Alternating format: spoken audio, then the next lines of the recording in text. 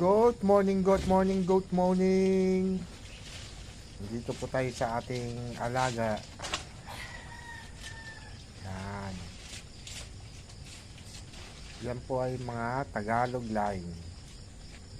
Tayo po ay nagsisimula pa lang po mag-alaga. Yan po ay 3 piraso. Yung pong brown na maliit na yun ay anak ng ating kulay itim. Lalaki po yan. At yung isa po ay namatay po, nakagat po ng snake. Ito naman pong kulay brown na pong to, buntis na rin po. Yan. Ito po ay malapit na pong umanak. Gagawan po natin ng video pag nakaanak na po siya.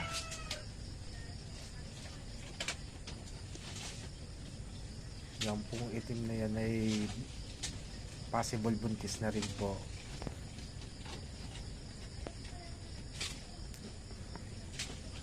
Mga bagong gawa na kulungan lang, bagong simula. Sana ay dumami. Papababahan po natin yan sa mga bower para lumaki-laki po yung ating alaga.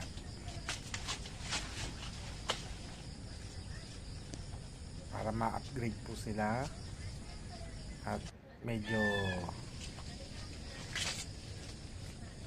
lumaki ang lahi at bumigat. Purong Tagalog po kasi mga yan eh.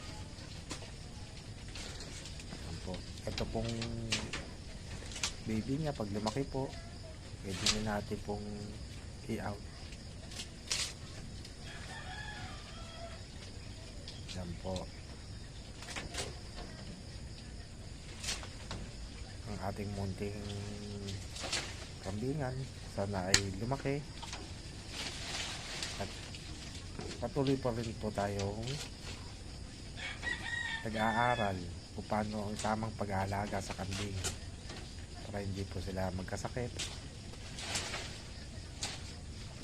Yan po. Yan po yung nagtatae. Pinapakain po namin ng saging, ng dahon ng saging. Gumagaling po sila ng pusa.